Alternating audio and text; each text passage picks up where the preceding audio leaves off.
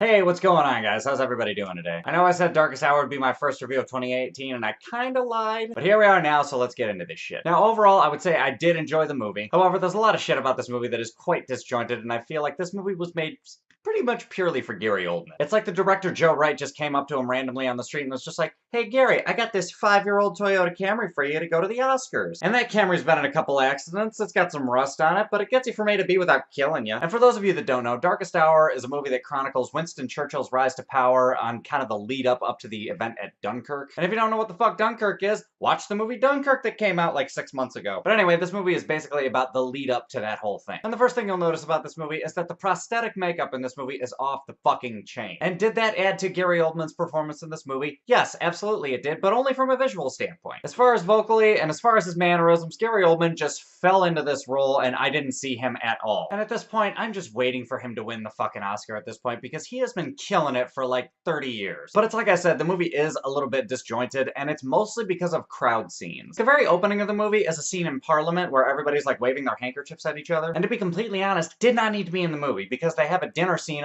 directly after that doesn't have a bunch of blubbering assholes in the background and they're actually speaking candidly about their current situation politically. And then there's some other scenes where it's just like kind of like rallying the confidence of the people around you, and I just didn't buy into it. One of the scenes is a bunch of people talking, and most of the people have these shit-eating grins on their faces, and the whole time I'm like, what? The amount of overacting that I saw in a 2-minute span, like, almost ruined the movie for me. And along with that shit-eating grin crowd scene, there's another thing that was not handled very well, I don't think. I won't tell you exactly what the scene is, but Churchill's basically on the phone with somebody, and it was handled in a way that I don't think was real in any way, shape, or form. Like, the whole thing just felt made up. It looked like a sketch on SNL, basically. Which, by the way, that scene didn't even need to be in the movie. Like, somebody could have said one line to Churchill, and then that would have been fine. And the character that is played by Lily James in the movie, it made sense to have her in the movie, but again, it was just disjointed. Like, it just didn't flow properly. I should probably know this because I've seen the movie twice now, but I'm pretty sure she goes missing for a half hour in the movie. It's almost as like they hired her to be just in the beginning of the movie, and then Baby Driver made a shitload of money, and they're like, oh, hey, why don't we bring her into the second half of the movie, too? Her character is basically there to either exposit something about Gary Oldman's character, or to help him come to a realization to further the plot, which basically means that her character was there just to develop Churchill, and that adds on to my point about Gary Oldman. So that didn't work for me, but she did give a good performance, and I could say the same thing about a lot of the other main characters in the movie. Ben Mendelsohn does a really good job in the movie.